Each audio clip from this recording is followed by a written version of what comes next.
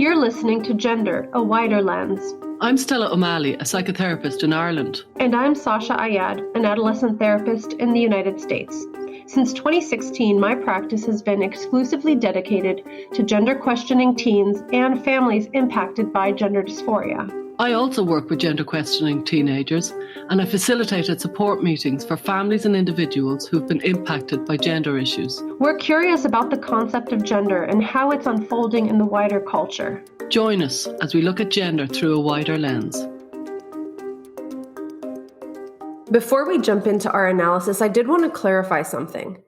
At the very end of this episode, you'll hear us talking about taking a break.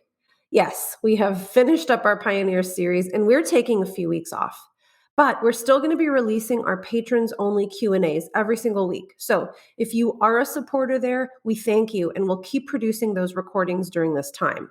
And then our full episodes will resume in May. There's more details about all of this at the end of the episode. All right, so here is the analysis with me and Stella. Hi, Stella. How are you? I'm very good. Well, here we are for a kind of post-match analysis. We're going to analyse the series, and especially the second part of the series, and what a roller coaster we've just been through. I think we're both exhausted and looking forward to maybe having a break. Yeah, we'll talk about that later. But first of all, I suppose what we have to think about is the people we interviewed have really, I think, Sasha, they've opened our minds. They've shocked us. We're sometimes blithering wrecks afterwards, and we've been really energized by it, but also really kind of like we've really gone to the real depths and extremes of gender and found out so much. Yeah, and I hope this hour will be enough to analyze it, and we might revisit it forever more. Yeah, in different episodes.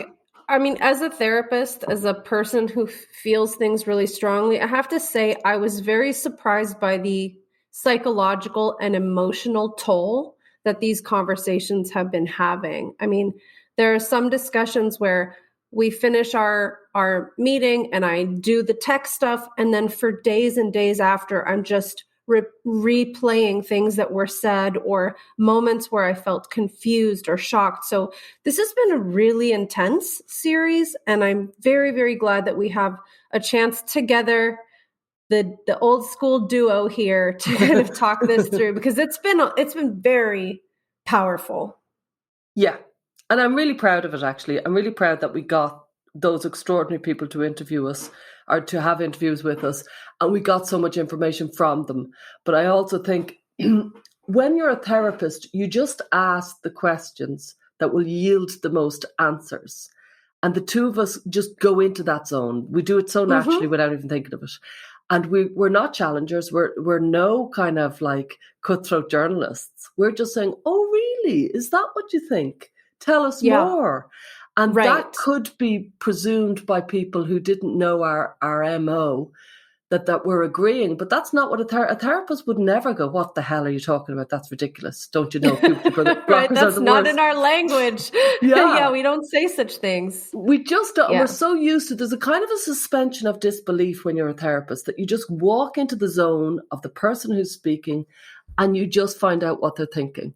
And you ask all the questions to find that out. And I think that has served us very well. Yeah. But now we're not in our therapist zone here. What we're in is our analytical zone of what's going on here. It's almost like how you would process, a complicated client with a supervisor. I mean, you finish the session where you've kept all your real thoughts and emotions at bay, and then you go, "Oh my God, I just had the most intense conversation. Here's what I'm thinking." Triggered. So I was very disorientated from a couple of sessions that we had, a couple of interviews. I think what's most on my mind would be what I would describe as De Vries and Steensma. They really stuck in my mind as that interview needs a lot of analysis. And also the Anne Lawrence one, which it went all sorts of places that I didn't quite expect. And so which will we go for first, do you think? Let's start with De Vries and Steensma. So as of recording this, we have just kind of published De Vries and Steensma. And so I know, working on the tweet stuff and the quote cards, we have a lot of fresh on our minds. So I feel like the first thing that really stood out to me was that you asked De Vries, or we both asked De Vries, about her patient zero, right? Which was this person she transitioned when the young female at the time was 16 or 17. And we asked her about this patient, and she said, interviewing this patient who was in such distress about her developing body made me realize that blocking puberty was going to help a lot of people. And I think the first thing that comes to my mind hearing that is, well, that's peculiar, because as somebody in the psychological field, it's quite normal to meet people under extreme distress. And it takes a really long time, at least in the work I do, to figure out, what is this distress about? What are the underlying patterns in this person's life? What is this person's relationship with their family, their social culture, like all of these things. So I found it interesting that within one conversation, or, one patient, she felt confident that blocking puberty was going to help this person, because there's the story, the surface story, and then there's the what's the real story? So I found that really interesting. Yeah, Fritz Perls, the psychologist, used to say, what's going on now, what's really going on? And that's how we work. But what I thought about when she said that was, oh, so this isn't because of some gender identity that's within him that needs to get out. This is because of distress for periods, presumably, or puberty. That was one thing that lodged in my mind. I went, oh, that's interesting. And the second point was avoidance generally contaminates your future. And so if you're going to practice avoidance, you're kicking the can down the road. You're inevitably going to be dealing with it. And you've actually created a bigger problem by making it bigger, rather than counseling them as it's happening and letting them deal. Like, where was the puberty blockers? It was going to come. The issue was coming on one level or another, as in your body is about to develop. It's going to develop, and it's going to get hair, and it's going to get all sorts of things, one way or the other. So by avoiding it, and they could say, well, that was to do with maturity, but it didn't turn out to be to do with maturity, because 98% of them ended up cross-sex hormones, or maybe 100% of them. So that avoidance tactic just seemed so anti-psychological. And I thought, well, if the entire premise of patient A was because of avoiding puberty, how the hell did we get so mixed up into gender identity? Why couldn't we call this the spade what it was, these were very distressed people who were afraid of puberty. I've often thought of the phrase puberty phobic. Wow. A lot of them they're afraid of their puberty. They're afraid of growing up. And why aren't we calling this what this is? Maybe this isn't anything to do with gender identity, and maybe this is a huge fear of growing up. And I think that's such a good point. And presumably too, I mean, when you have a 16-year-old, there's so much going on. A big thing that we didn't really ask about was, sexual orientation, because we know that gender distress can be actually a normal, distressing, but normal typical part of later consolidating homosexual identity. So I think about this 17-year-old girl. What is going on with her? It's kind of making me think about Susan Bradley when her patient zero transitioned. And later on, she said, if I had gone back in time, I would have introduced her to a group of a lesbian support group or something to meet other women. So, I mean, when I think about De Vries' patient zero, I have so many more questions, and her answer didn't really satisfy those questions. She basically just explained this person was distressed and we knew how to stop the puberty. Yeah. And further, another patient that Susan Bradley described was a patient who fell in love, who was gay, and everybody thought was going to transition. Everybody was completely happy that they were going to transition. This was a trans kid who was going to transition. And then that child fell in love and went, oh no, It's all right. I don't need to transition. It's cool. Off I go. And it's like, oh, wow, because that's a game changer. That stops everything. That literally, because honestly, I do believe in the healing power of love. And I know I sound very I'm in dangerous ground when I talk about it, but it changed my life at a pivotal time, and I think I it's know. very healing. I think it's very healing. You know? Well, isn't it sad that you feel like you're on dangerous ground to talk Yeah, about love? That's I really know. sad. I Yeah. couldn't agree with you more. And just to go back to this patient zero, a really important question you asked about was the long-term follow-up, because we don't have studies with long-term follow-up, but we do have case studies. This one. This one. And so after 20 or 22 years of transitioning this kid at 16 or 17, they followed up with this female person who had terrible shame around their genitals and had only attempted kind of a relationship once and it didn't work out. And so essentially this person, I mean, to be fair, we don't know overall how happy this person was, but they failed in relationships, so to speak, and they had great distress around their genitals. And when you shame. about this, shame and kind of distress about their genitals. And when you asked about this, they said a couple things. They said, first of all, well, it's body dysmorphia. So they believe in some very interesting compartmentalized way of looking at the world that the gender dysphoria was cured, but now they have genital body dysphoria, which we could talk about that for like 2 hours alone. And also, Easily. they said, well, the person didn't regret it. And you said something important about regret, which is most of the time regret is not a meaningful way to assess if something was a good idea, because people invest everything into going down the path that they started. And this is a path with incredibly serious consequences and implications, and there's no turning back. Yes. So you would almost never find a person who goes down the regretful thinking path, because what other choice do you have? You have to keep going. You're here. What are you going to do? You're in your 30s or 40s. And I don't think people have regret. And to ask about regret is probably missing the point. And it's a very easy way to kind of, I could say to anybody who came to me as therapy, do you regret coming to me? And I'd say none of them would say, oh, I don't regret coming to you. Did it help?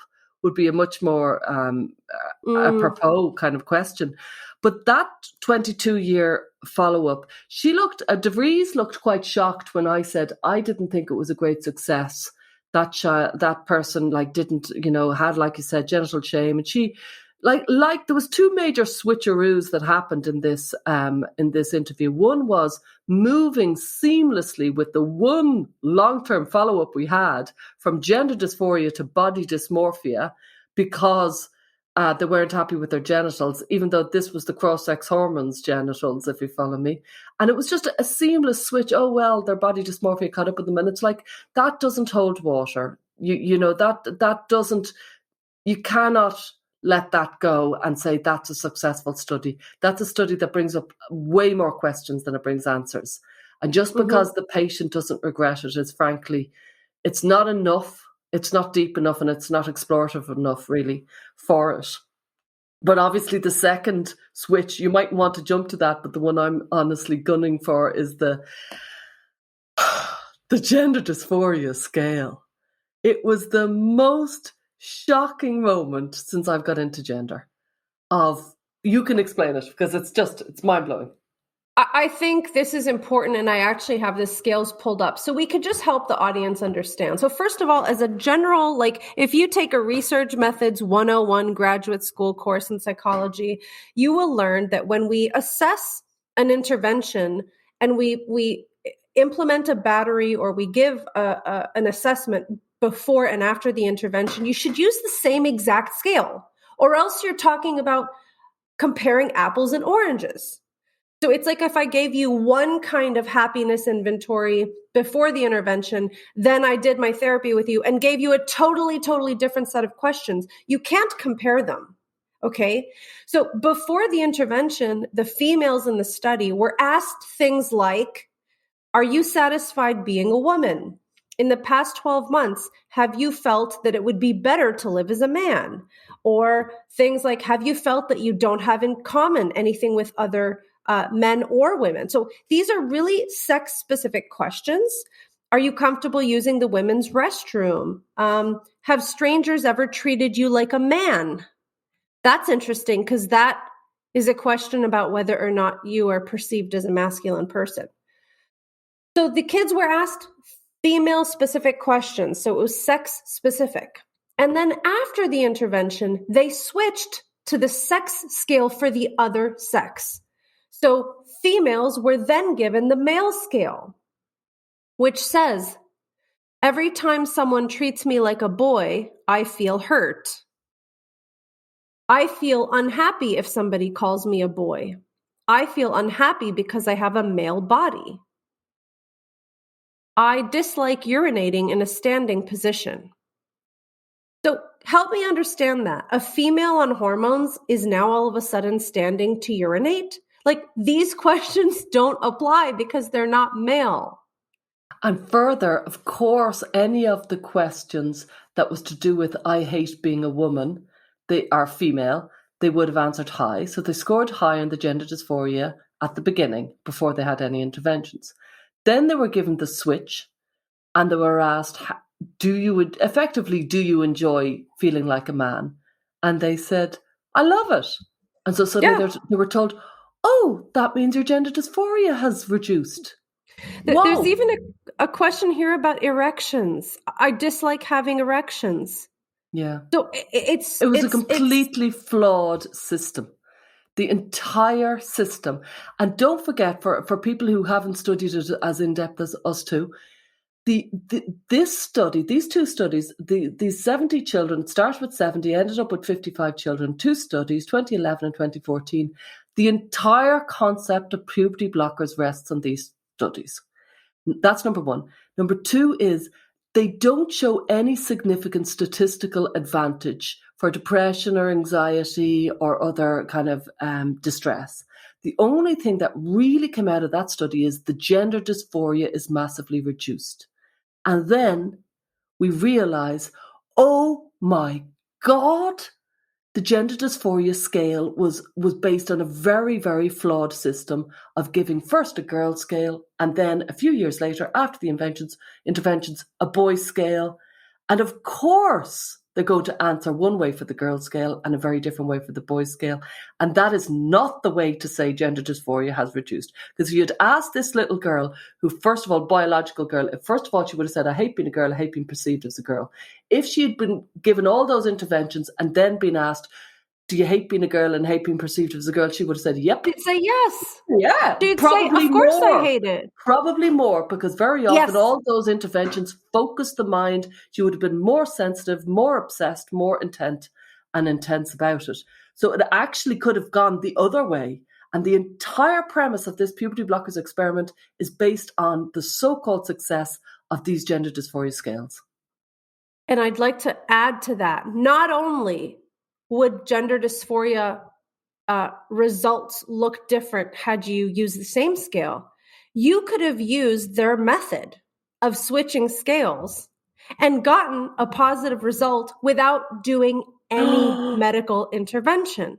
Oh my God. So let me read. Let's think about the typical dysphoric female. Think of yourself when you were a kid. Yeah. If someone asked you this question, every time someone treats me like a boy, I feel hurt.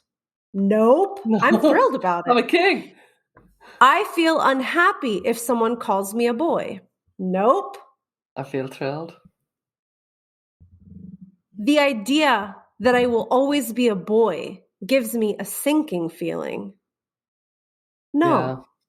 So you could have done this exact same study without touching a puberty blocker. No surgery.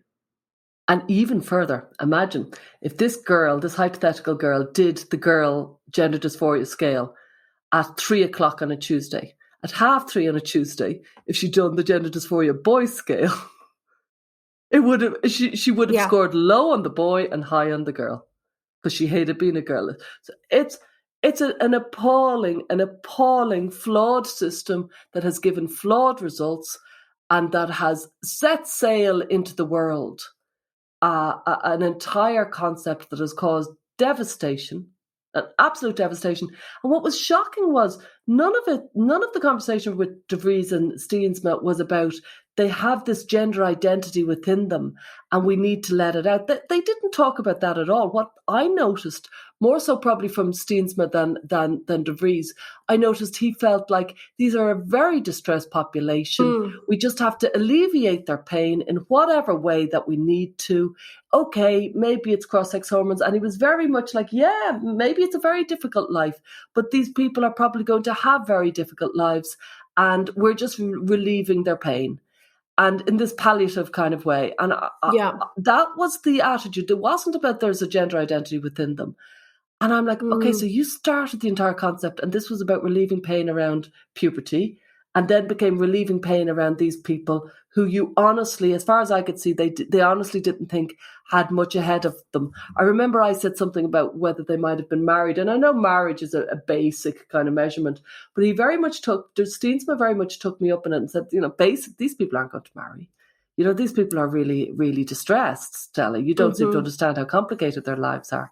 And that, to be honest, that brings me to where Anne Lawrence was, but maybe you have a lot more. Yeah, no, I do have more. I mean, I found that interesting because there was the argument that these people are so unusual, which goes back to the exceptionalism of trans that you often talk about. They're so unusual and their disorders are so severe that to expect a normal romantic life, that's a tall order. Why would you expect that from such distressed people? But then later on, Steensma said something like, in fact, the young population that comes into our clinics, some of them are not distressed at all. They're very supported from a young age, and they trust that by the time puberty starts, they will be helped. So actually, some of them are absolutely not distressed. Yeah. So that was combined with what Steensma had been talking about was mind-blowing because you're basically saying the super distressed get it, the not so distressed get it, puberty blockers for everyone. Right? Yeah, I can't parse those two arguments. You're right. Well, they're so distressed they have to have it, but then they're not distressed at all because they know we'll give it to them. Do you know what I found interesting was, and it kind of reminded me of Rita Kerto-Kaltiala, which was, there was a feeling, and I feel we were slap bang psychotherapists up against the medical model. And it's like, where's the tick list? Where's the scale? What do you score? Okay, you score 47. Very good. Over to you go. And there was very little interest in psychology. And any of the interest in psychology was just like a passing reference. And it's kind of nothing to do with our work. You might as well be talking about what you had in your sandwich at lunchtime. It was just like, oh yeah, that's interesting. Anyway, what's their scores on the scales? And let's follow the protocol. And Rita Kerto, had her psychological insight going, it didn't quite make sense, but we thought we didn't understand it. So she was much more questioning about it. Yeah. But she definitely had that kind of, I think when you work in a clinic, I've worked in a residential home for young boys, and you can get into this clinic mindset. And I feel, frankly, I didn't like the experience because I felt it was a very us and them. We're the healthy ones. They're the distressed ones.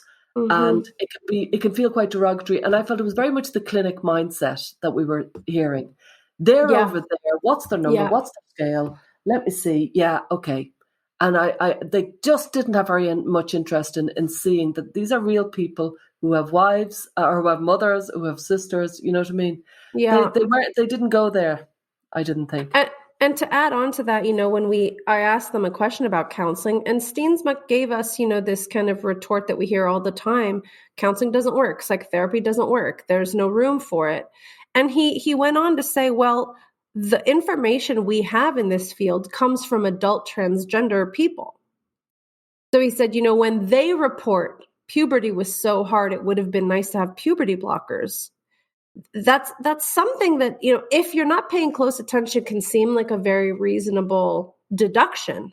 But actually, there's some assumptions built into that which we can't actually make ethically.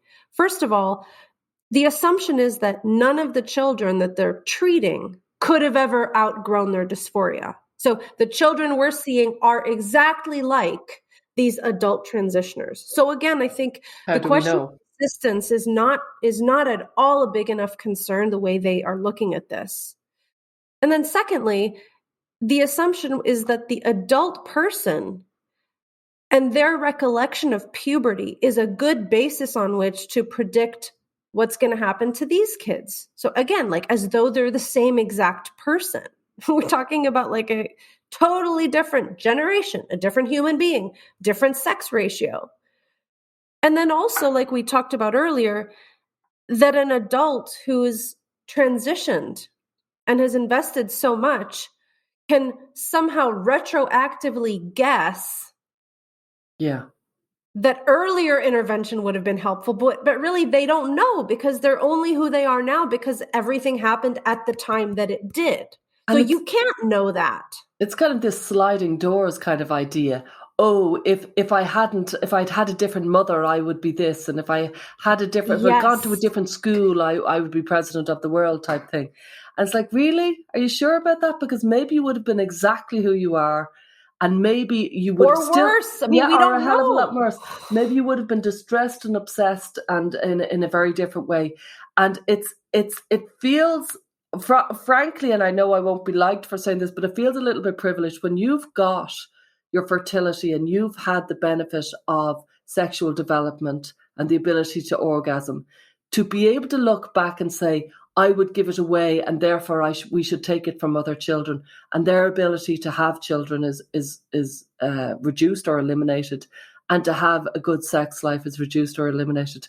It feels so inappropriate and so magical thinking, and it doesn't have a place in serious psychological support for somebody. Yeah. It's a total hypothetical. I mean, it's a complete hypothetical. It's like one of those, if Hitler had been shot, it's like, you can't even, it's interesting to talk about in a pub, but that's as far as it goes.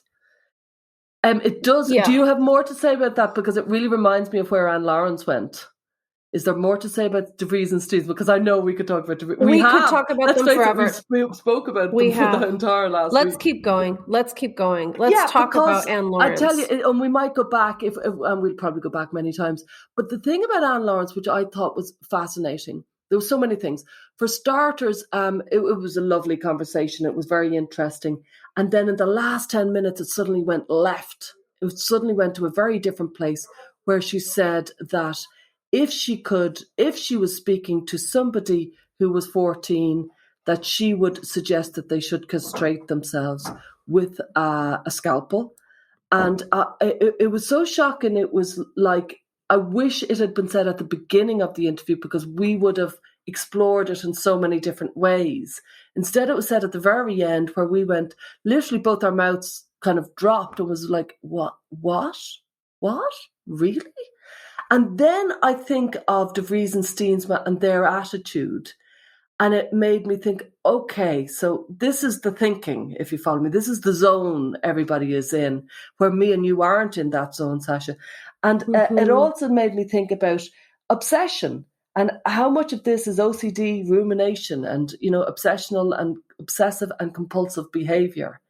And why don't we bring that into this? As opposed to talking about gender identity, why don't we talk about obsessiveness and a feeling that it's appropriate to be obsessive about one specific thing in your life when there's many, as Stephen Levine said, we contain multitudes, that it's not really an appropriate way to see it. So that's where I went with the Anne Lawrence. What did you think? Yeah, I felt the same way. I have more to say about that, but I'm still kind of thinking about the dismissive the dismissive attitude about counseling in general. And I know, Anne Lawrence also had this bizarre experience with a therapist. And I asked, well, had your therapist been like this or like that?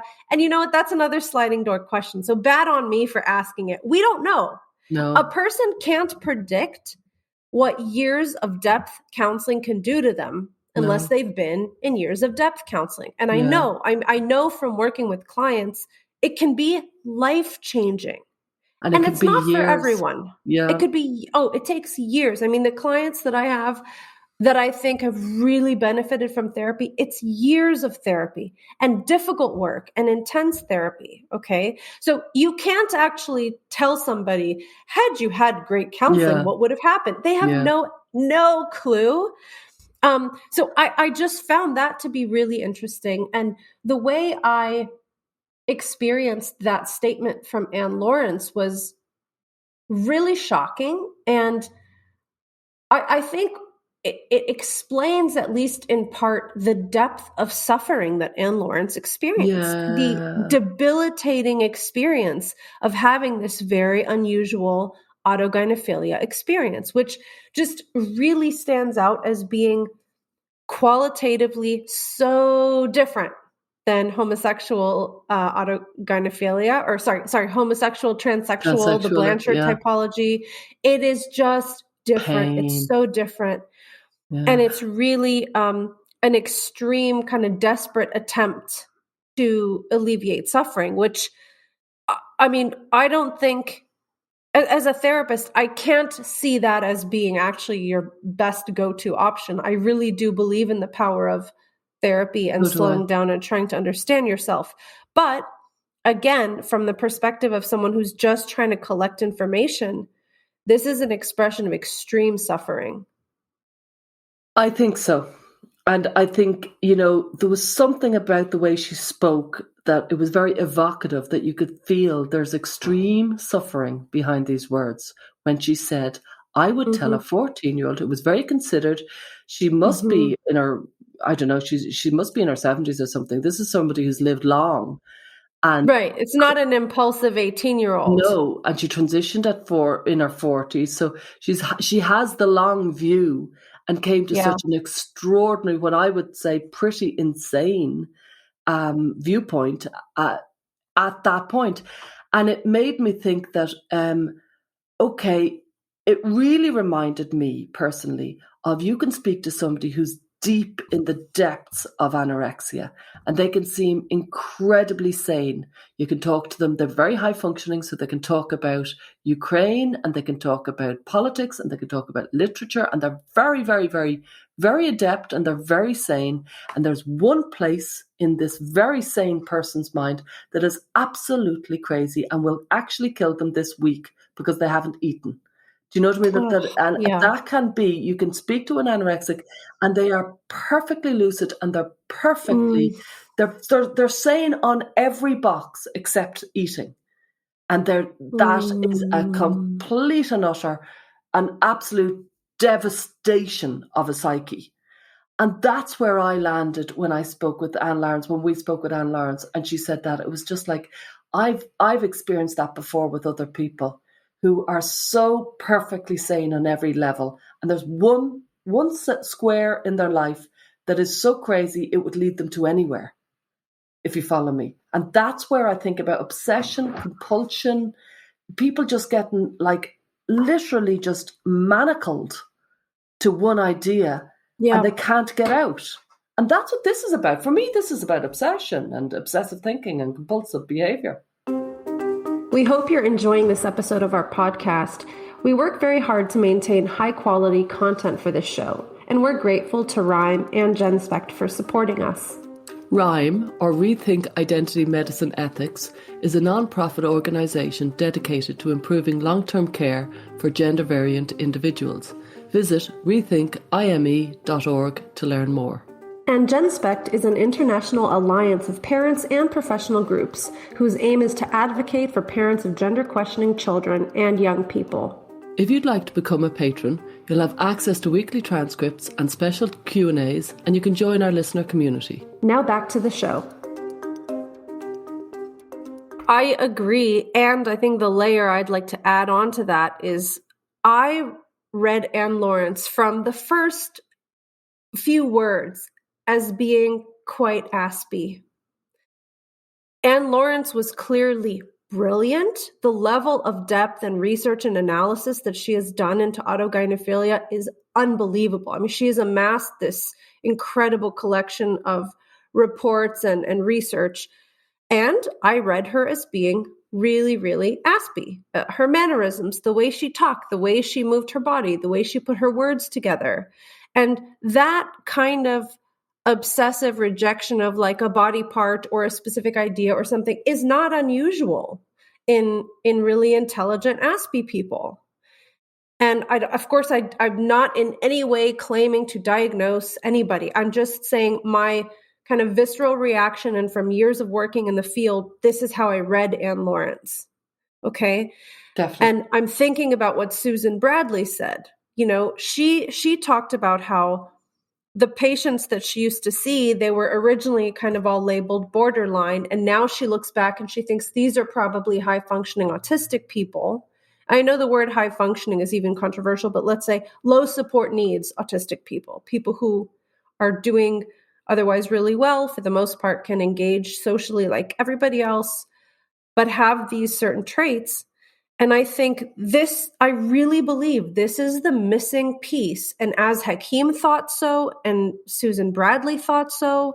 And I really feel like this is the piece that we need to understand better, to look at this experience of gender dysphoria and perhaps kind of add a layer of complexity and understanding to it. Yeah, I think you're right. I think Susan Bradley was very interesting about the moving from from borderline personality disorder over to autistic traits, or else ASD on the spectrum. I do think that, you know, we're not finished with our autistic diagnosis framework, and I think so much has to be done. And I think, you know, in 10 years or in 15 years, there's going to be much more, I hope, much more maybe categories within this huge spectrum, which frankly, you know, they say often you've seen one more autistic person, you've seen one autistic person, because they're all so different. But some of them have very definite common traits. And if there was a typology that people could refer to, and I know they did away with Asperger's, and I think it's a pity that they did. Yeah. But I think I think people could recognize themselves. I'm not into diagnosis. I don't really like it. I find it quite limiting. But I do think, one, we need way more typology around autism. And two, will we come up with a whole new kind of diagnosis that will be around obsessive thinking and high functioning kind of abilities, but a kind of obsessive thinking and high functioning abilities doesn't, you know, maybe autism, maybe everybody's going to write into me and say that's autism, but maybe we don't know what point in history we are in any one of these diagnoses. We don't know what we're going to come up with in the next 10 or 15, 20, 30 years. And I look forward to it. Do you know one thing that occurs to me that it's kind of part of this? Susan Bradley gave a very good analysis of the long picture, and so did Anne Lawrence, as in they've been doing it for 50, 60 years. They really, really knew their stuff. And I'm there thinking everybody is kind of presuming that the Dutch have it right. And the UK, I know the CAS report came out today when we're recording today, but the interim CAS review came out and said that the UK Tavistock, which is the largest gender clinic in the world, aren't being as careful as the Dutch. And the implicit assumption is that the Dutch are being very careful. And you hear it often about the American model. It's not as careful as the Dutch. And yet when you and I, Sasha, when we spoke to De Vries and Steensma, I didn't get this strong feeling that the Dutch were this super model that we all needed to be chasing. I felt, no, that they set the model, and actually the UK and others are following it. I'm not convinced. There is acknowledgement for psychological treatment, but there didn't seem much emphasis. None. I don't think, and they didn't clarify, what does that look like? What do you consider psychological treatment? I mean, one thing I've learned from Jonathan Shedler is that a lot of different things are called therapy, and they can be vastly different from one another. And the types of elements that make a therapeutic relationship helpful to people is actually quite precise. And it's not necessarily included in things like CBT necessarily. It doesn't mean it's excluded, but the relational aspect and all of those things. And you're right. And what I think is interesting about that point is that the reason the Dutch research is sometimes pointed to as this like model is because of the supposedly carefully selected population, meaning that they had very low mental health issues and they were kind of doing well functionally. And you were right to point out there was clinically insignificant changes in functioning. The changes that we saw in the Dutch study between their functioning pre and post intervention was so minor, it's barely even noticeable on a scale. But it was interesting that when you asked them about their carefully selected cohort, they said, no, they weren't carefully selected at all. It was like the first come, first serve. Oh, So yeah. I think that's interesting. I don't even know what to make of it. I don't really understand. It felt defensive, but I don't know why. I don't know what they were defending against. I think, let me just say something, one more thing about the Dutch. They didn't know who we were when we interviewed them. They've never listened to any of our podcasts. I was thinking that they were probably Googling us. Certainly, I thought Steens was Googling me as we were talking to him. So I think they didn't know what angle we were coming from. And the way they perceived some of our questions, I think they thought we're more activist and more social justice oriented, and we're more affirmative oriented. And we were critiquing them for not being affirmative enough, because when they said, no, this was just first come, first serve, we didn't carefully select them, I think what they were trying to say is you can indeed apply our research to the current population. They don't need to be carefully screened. I don't know. I'm guessing. Because, of course, we're now mind reading. Yeah, but the way they said, no, they weren't carefully screened. We didn't select them. They were just the first people who came to the clinic. They were definitive about that. They were definitive. This was consecutive selection. As soon as they come in, you're next in the study. You're next in the study. And they definitely thought we might be more kind of, I don't know, zealous on some level. Because I remember when we were talking about the scales and I was getting very hot and bothered about the scales. And Steensma consoled me that, like, yeah, the non-binaries wasn't attended to, and that it needed more attendance. And I was like, that's not where I'm landing at all. Yeah. And then I do remember when we pushed them yet again on the scales, Steensma definitely said, well, the good news is we're not using that scale anymore. And I thought, okay, that's kind of qualified good news, because yes, that's good news. However, the entire premise of this experiment is based on studies that are referring to these two flawed scales, which effectively he was implicitly acknowledging as not being appropriate, because now they're not using those scales. It really felt as though they started with the hypothesis that these kids need these interventions. Not because of gender identity, though, but because of distress, I think, in puberty. Is that right? The distress avoidance kind of attitude. And then design the study in a way to try and elicit such results. If they truly wanted to be neutral and inquisitive and find out what can we do to intervene with this dysphoria, they would have had a control group. Oh, yeah. They would have actually tried real psychotherapy, but none of that was part of the study. And I know DeVries mentioned quite a lot about the long-term outcomes are going to emerge. She's clearly doing a study of those people, and is, I would gather, kind of happy with the results. And I'm thinking to myself, well, you would be, because you're going to give them a scale that's going to kind of make sure that their gender dysphoria is massively reduced. So I'd be confident if I was her, if you follow me.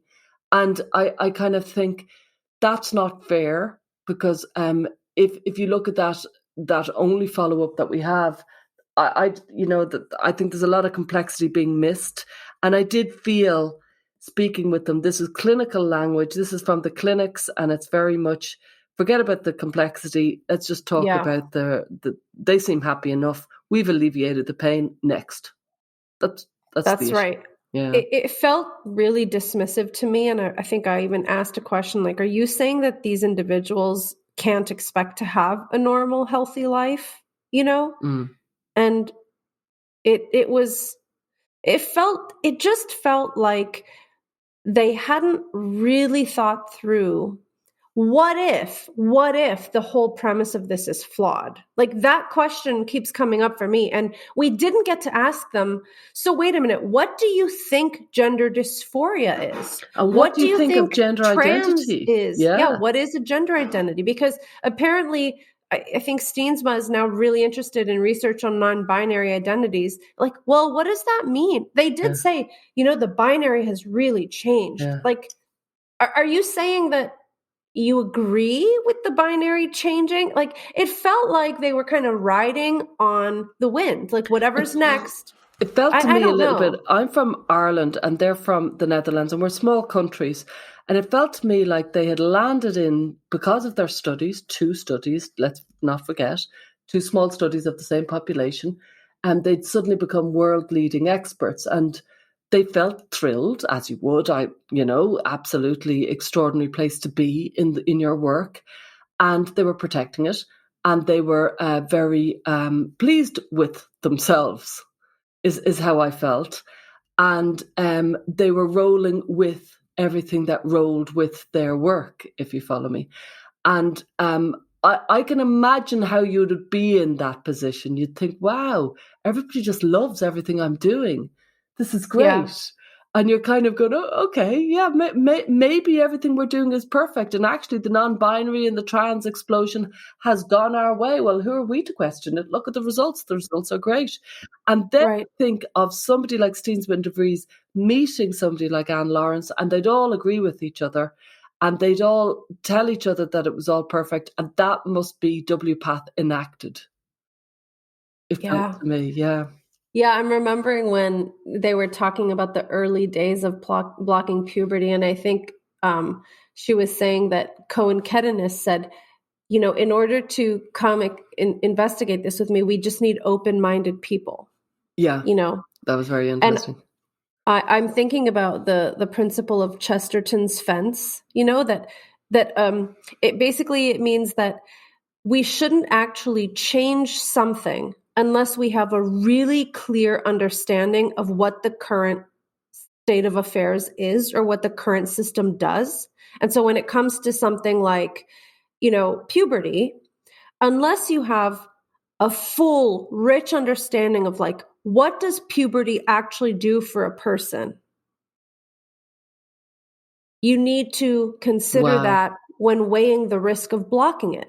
Because they seem to be kind of like chasing something, like you said, to alleviate distress. But when you look at the person as a whole person over the lifespan, throughout all of these layers of functioning and experiences that we have, puberty is not like getting rid of a pimple. I mean, the way they talked about the human body really gave me a bit of the chills. And maybe I'm a little bit of, squeamish when it comes to surgeries and medical things. But talking about the body in such a flippant manner, talking about the vagina colon like this, like it's like buying a purse. Like I found it so disturbing. And maybe because I'm not a doctor, like maybe doctors do view the body in this more anatomical way.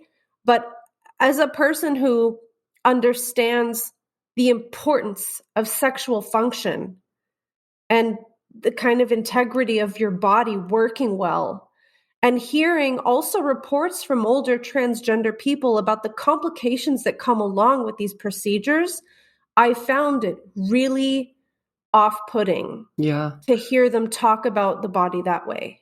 When they spoke about the colon vagina or vagina colon, it was shocking. And I think we didn't quite know what to say, because it felt like, well, we could just stop right here and let's discuss what you're saying, because this feels like quite extraordinary. And there was definite pride in that's working quite well. And then we brought up Jazz Jennings and said, well, actually, this whole experiment isn't working well, because by blocking puberty, you don't have enough penis as such to create the vagina. So now you're looking at colon vaginas, and their answer is yes, and colon vaginas. That often happens. A very bland kind of attitude towards problems, rather than realizing this is a I remember watching Jazz Jennings realize in front of the surgeon, actually, that puberty blockade we put you on, that's caused a huge amount of problems. And now really surgery is looking really problem. And you could see her face. And frankly, I watched this program in a quite an obsessive way. And her weight went on. You know what I mean? Her weight went on in and around this because she was really kind of, you could see her just thinking, this is not what I was told. There's a concept called cruel optimism where you just tell people it'll be grand, don't worry, it'll be great, yeah, it'll be great. And, you know, she was walked and talked into something that was not what she got in the end. You know what I mean? She was told, you can be a girl, don't worry, just wish hard enough. We all love you. You can be a girl. And it hasn't worked out. It's been really, really difficult for her. Yeah. Had Jazz Jennings been in the study, they would have given this kid the female scale and said, now that you're a real girl, how happy are you? And that would have been the measurement on which they determined they've cured the gender dysphoria. Yeah. But then here is the real Jazz Jennings. And years look at later, the depression, the obesity, and the distress. And you know what I mean? I've to be honest, I've nothing but sympathy for Jazz. I think she's had had a really hard passage. She was told it's easy. You can just be a girl, and she was 4 and went, okay, great, because you're allowed to do that when you're 4 because that's magical thinking. I think as well when we talk about DeVries and Steensma and Anne Lawrence. And then you think, and then Az Hakeem had his circles, you know, his therapeutic groups. And it's like, okay, DeVries and Steensma and Anne Lawrence, there is another narrative.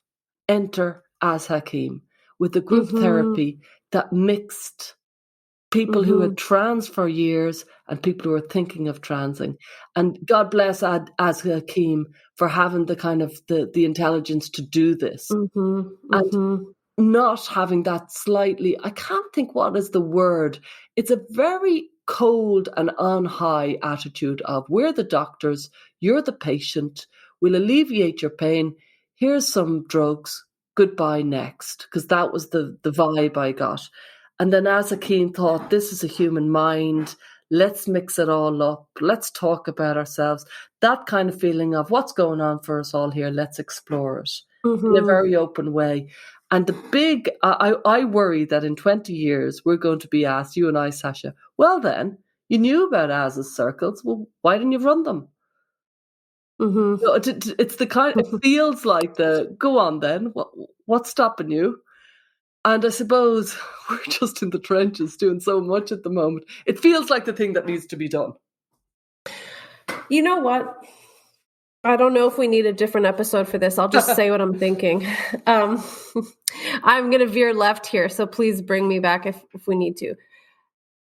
This is such a confusing topic depending on how you look at it. If you look at it from the perspective of bodily autonomy, I'm aware that DeVries talked about emancipation a couple of times. I'm not sure how I understood that phrase. I thought maybe linguistically, maybe coming from the Netherlands, she means it differently. But if you look at this as an issue of bodily autonomy, it means remove barriers, including psychological barriers, to access to this treatment. If you look at it from the perspective that I think you and I come from, it's like, be really mindful of preserving the person's body and their psychological understanding of what's going on as a top priority. Like, those seem to be our things. But I'm thinking, like, if we were to run groups, I promise you that somebody would say, it's like taking women who want an abortion and putting them together with women who regret their abortion and making them have those groups before they get the abortion. Do you see what I'm saying? Do you see how there's a parallel there depending on how you look at it? I do, yeah. It's almost like the detransition is treated like an ex-gay person or something like that. Yeah. I don't agree with that framing, and I'm so glad actually that detrans awareness would have already happened when this goes out, but I'm so glad we're starting to raise more awareness about it. But depending on how you look at it, you could say, why are you trying to scare trans kids from transitioning? Well, these weren't detransitioners he had in his group. These were people who were having difficulties with their transition. Fair enough. Yeah. They were, that's true. Yeah. But it's like, why, somebody might say, why not only expose them to the happy possibilities, Yeah. And to be fair, like, I think psychology is very powerful. And I do think we have to treat it carefully. Like, for example, I would never want to work with a client and just scare them about what's coming down the pipeline. Because frankly, I think we have a lot of opportunities to make our own future. I really believe that. Whether somebody transitions or not, I do believe that we should instill self-awareness and self-compassion and, being careful and thoughtful about your life and not being feared by or ruled by fear. Like, I really believe in those principles. So I guess it's so complicated because I think within the gender critical community, if we want to call us that, it can tip into a fear-mongery place. And I'm very aware of that. And I'm mindful of it all the time because I work with some young people who are going down that pathway of medicalization. And it's just very tricky trying to hold all of this at once because I really believe this is a medical scandal. Mm-hmm. I really believe it is. I do too. I think, the truth is the best way. And, if we were ever to do these circles, or if other therapists, which I hope they are thinking of doing them, there could be real merit in having, people of all different types who are in a therapist circle, a therapeutic circle. So it could be some people who are happy to be trans, some people who aren't, who've had a huge amount of difficulties, and some people who are thinking of it. So it would be a kind of, but why would the people who are happy to be trans, why would they be in a therapeutic They'd be in a group. Yeah. That's true. It's kind of, but then I think of AA, Alcoholics Anonymous, and lots of people who are perfectly happy, and there's a concept within theirs, which is you give back. So you keep turning up really and I know plenty of people who do, they keep turning up at the meetings really for everybody else because they remember how hard it was. So you could it could conceivably be that. I do think you're right. I think there's going to be a lot of people who transition, and our understanding of the issue is going to gain a lot of ground. And some resolution will happen.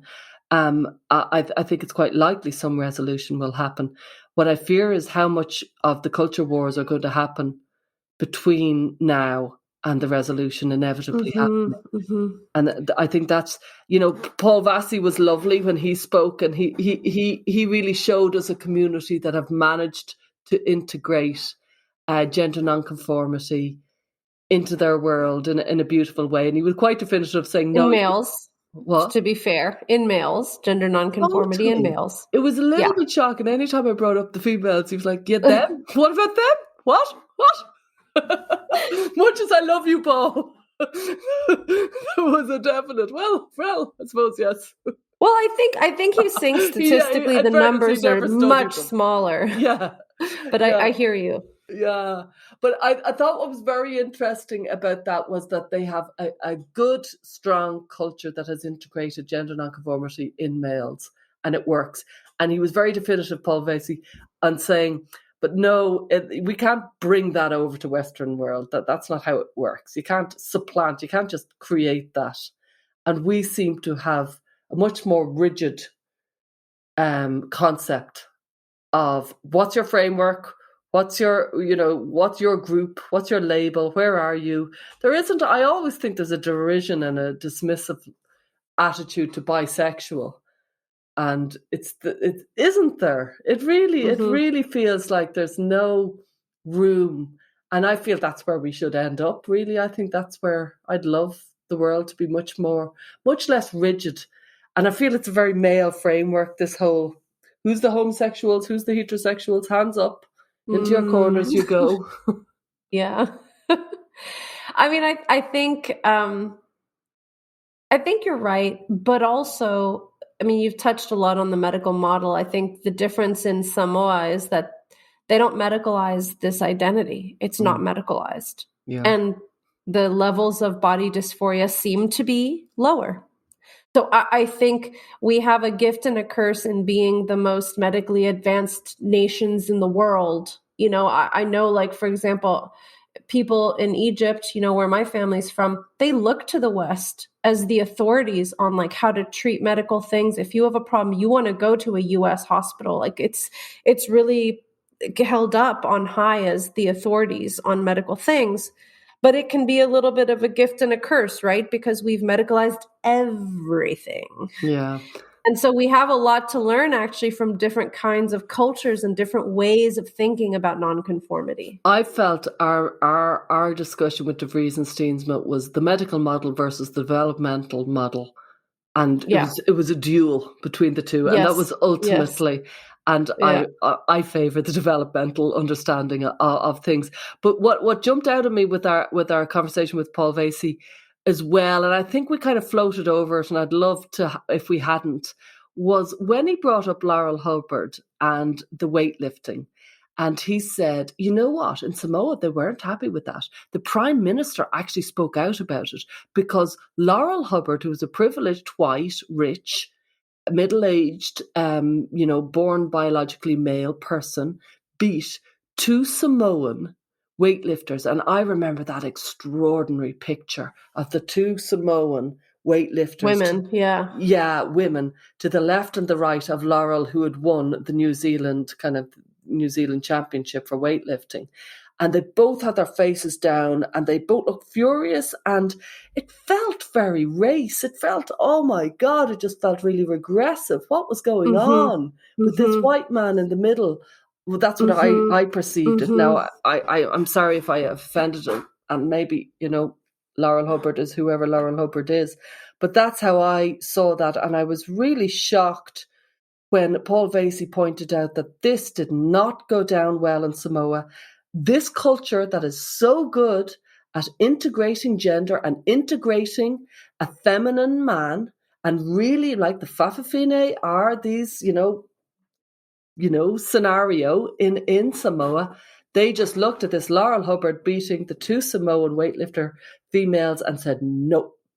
Yeah, the Prime Minister of the country gave a statement to the Samoa Observer, which is a paper there, and he said, this Fa'afafine, or man, should never have been allowed by the Pacific Games Council president to lift with the women. I was shocked when I first heard about it. So again, this really brings together our series because we need to remember the way we understand this gender nonconformity is somewhat of a construction, not the gender nonconformity itself, but the way we understand it. And even in Samoa, where there is the Fa'afafine, they literally have a recognized third gender. They know that the biological reality of sport is so necessary to keep distinct. The world leaders, you could say, of understanding the kind of the feminine man, you know what I mean? Yeah. Said, no way should this be happening. So we rolled over that, and I really wish we hadn't. But we are coming to the end, and we're going to take ourselves a little break, Sasha. I think we're going to talk about this many more times for those of you who are interested. I've no doubt we'll be reverting to all the things we learned in this Pioneer series for months, if not years to come. Yeah. I was actually catching up with our friend Benjamin Boyce, and we were talking about the work we're doing on the podcast. And he said, so when are you guys wrapping up the season? And I paused and I said, what's a season? And he said, well, aren't you guys going to take a break? This season, then you take a break. And I was like, that's the best idea I've ever heard of my life. Neither of us in our 70 episodes over 70 weeks thought about this. We are insane, or we are obsessed, or we're workhorses, or something along those lines. We're definitely obsessed, but there might be and.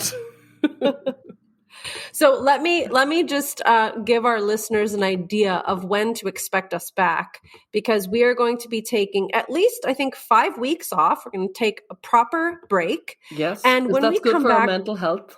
It is good for our mental health. Yes, and I've loved doing this, but I need the break. I think the Pioneer series took a lot out of me. I was surprised. It took a lot. I can't wait. Me and you shooting the breeze about gender. I can't wait. But I need the break. I know, same. Yeah. And we have been in the back of our minds kind of nurturing a lot of other great podcast ideas. We've had so many amazing listener recommendations for whole episodes, which we plan to do. And we even have some ideas of other interview series that we can do. So we plan to be back and release our next episode on May 20th. So that will be number 70. This is episode 69, Stella. Nice. How appropriate. Just a little crude joke there to leave everyone off. But we're going to finish on a classy note. It's been really great to talk to all of these interesting, super experienced people. And we have so much to think about, so much on our minds. And I think having a break will give us a chance to refresh and regroup and come back with some fresh ideas. Excellent. Thanks for joining us this week on Gender, A Wider Lens. This podcast is sponsored by Rhyme and GenSpect, and listener support means a lot to us. The best way to help is to subscribe and review us on iTunes. Follow us on social media, and if you'd like to become a patron, you'll have access to weekly transcripts of the show, special Q&As, and you can join our listener community. Just go to our Linktree. That's linktr.ee/widerlenspod. Our discussions are for educational purposes only and are not intended as a substitute for mental health services.